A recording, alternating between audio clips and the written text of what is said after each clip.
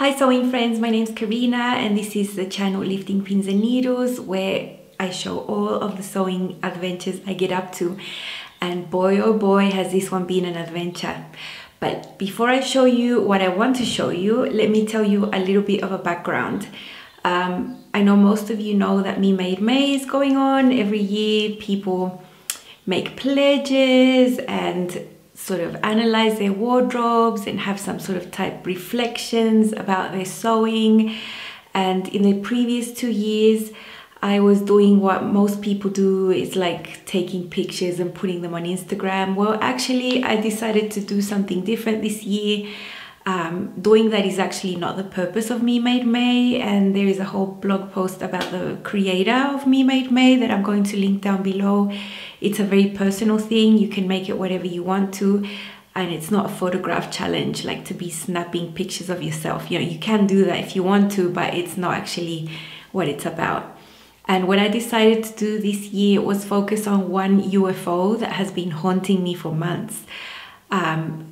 For months. I think I cut this project out in October, November last year. I purchased the pattern a few months before that, and it was a project I was really excited about once when I cut it out. But then as time went by and something else happened, I got like ugh, and just sort of put it at the back of my mind and tried to forget about it. About this project, I do this quite frequently. When I have a large piece of fabric that I know I can get 2 garments out of, I want to make sure I can get all the pattern pieces on there.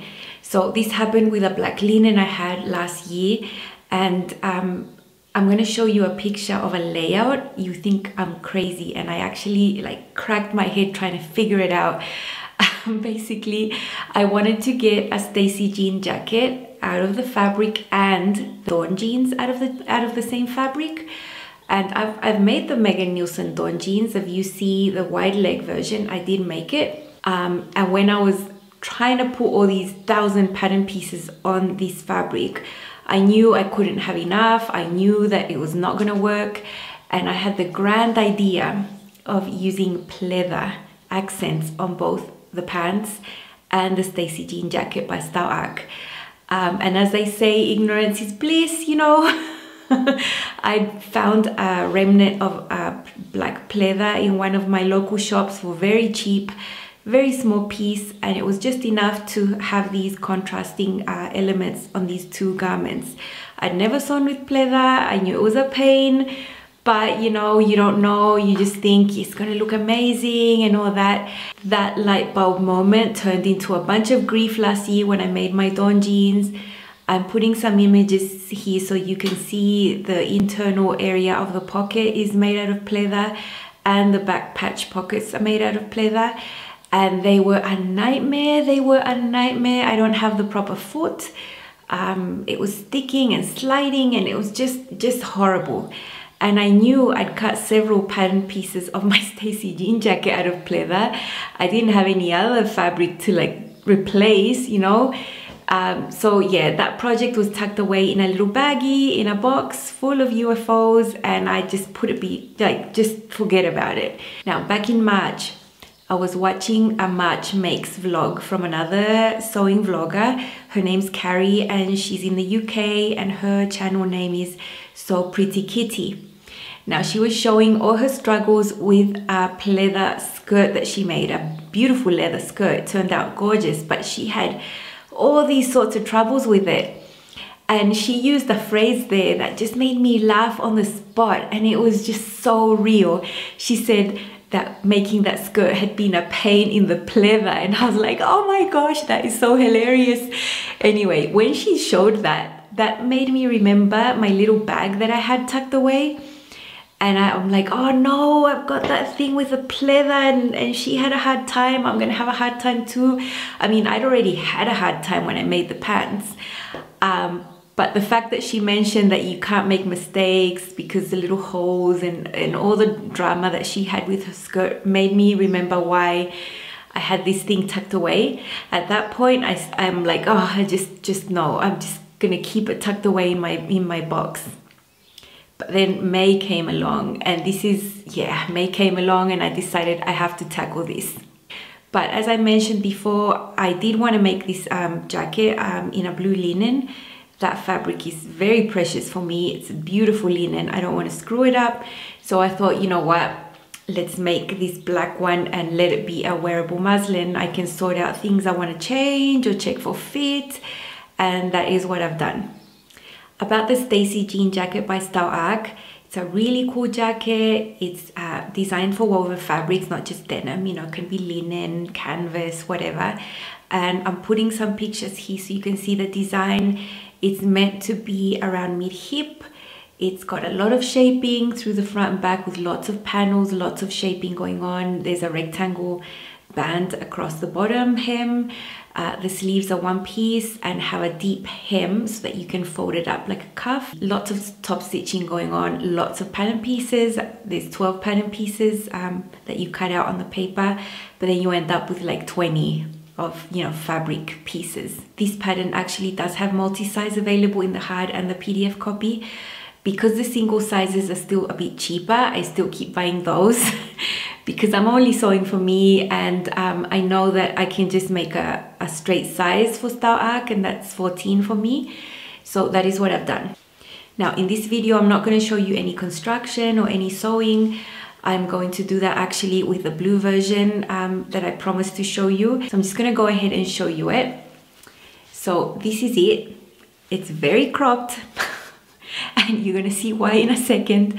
But here you can see this middle panel is pleather on both sides there, and at the back the yoke is pleather.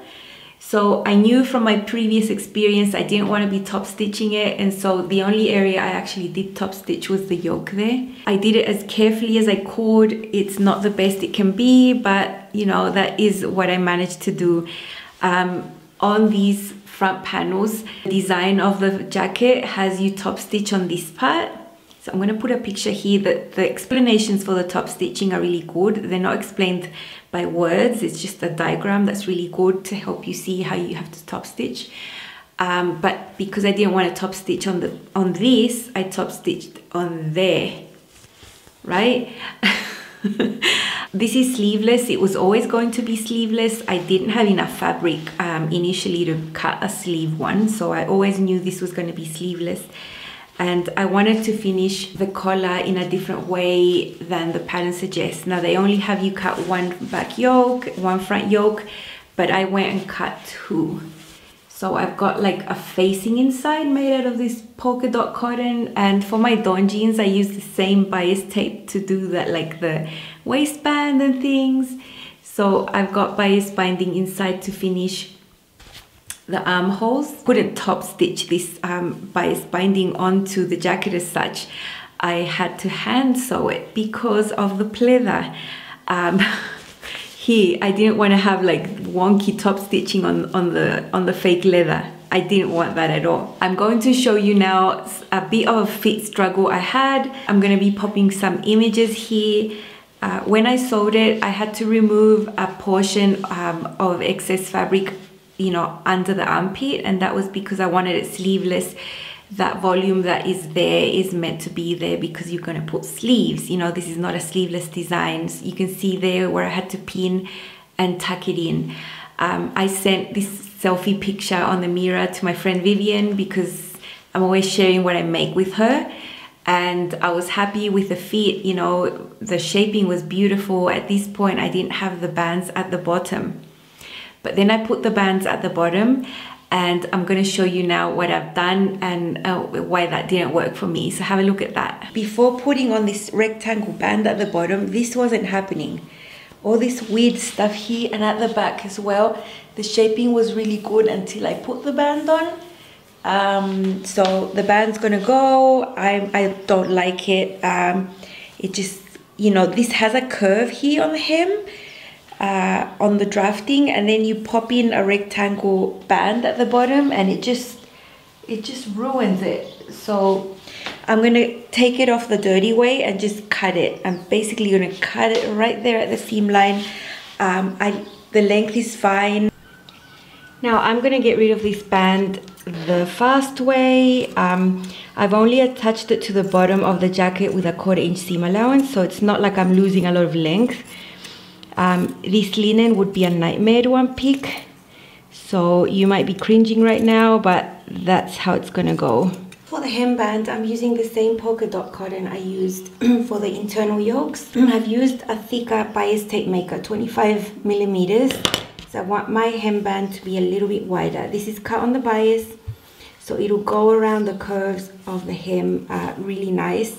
The hem isn't curved as such, but it does have an anatomic shape, so it's not a rectangle. So I think that's why a biased hem band is gonna work really well.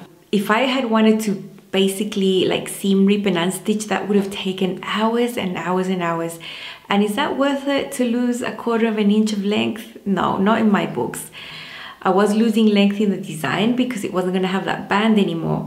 But you know, the cropped length is not a bad option. You know, it's not cropped, but it's shorter than it would be. And that's why I ended up putting this bias binding hem band that I had to hand sew on. Now, one thing I haven't told you about this jacket is that I interfaced every single pattern piece. Like inside, that's not linen inside, huh? It's interfacing. This fabric is not very sturdy. You can see the texture there. It's very lightly, like the weave is very loose. And I did find that out by making the pants prior. Now for the pants, I don't think that matters. They hang, they drape beautifully, but I didn't want to have like a limp sort of non-body jacket. So I did take the time to interface everything inside, and this is what made the hand sewing of these bias facings possible, because I was able to catch a tiny thread of the interfacing, the woven interfacing there that's fused onto the main fabric, and that's what makes it invisible from the outside. Like there's nothing. Same as the hems, there's just nothing visible, especially where I have that silly pleather. Yeah, I'm gonna put it on so you can see. Okay, here I've got it on over a basic knit dress. As you saw in the fitting clip, this was snug just at the bust here, like right there at this area. At the waist and hips is fine. With that band, it was just terrible, so that band went. The upper chest, everything is fine. So I know that I need to make that slight modification and just add a little bit more, you know, width, just at the bust height, you know. I think it looks really nice. The coverage, you know, around the arm is good. And I love this collar. Now, I wasn't anticipating that this was going to show, so I need to be careful because I really don't want the polka dot to show when I'm wearing it. That is the length there. The shaping is really nice at the back, as you can see. So I really like this. I love the project. The feel of the jacket on is so luscious, like the weight of it just being interfaced, and it just feels like a really fancy thing that I'm wearing. And I put these metal buttons on it. Super lovely. I love it. I mean, yeah, it's a bit snug, but I never button up jackets anyway, so I can still wear it and just make the necessary adjustment for the linen one, which is like the definite one. This is my wearable muslin, believe it or not. I'm very happy with this make. I am absolutely like thrilled with it, in spite of all the troubles I had with the pleather. I don't think I'll be working with pleather anytime soon. No, it's just, life is too short, you know, life is too short.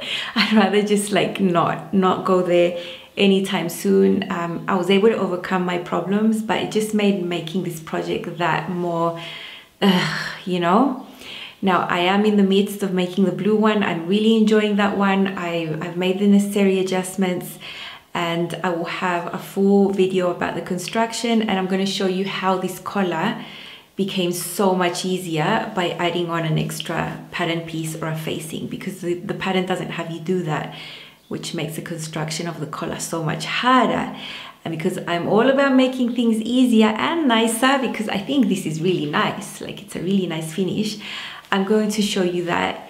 In a few more days you will see that, and in that video you'll see a full lookbook of my 2 Stacie jackets, the muslin and the proper linen one. The linen one will have the full sleeves and everything, you know, I'm not taking any shortcuts there.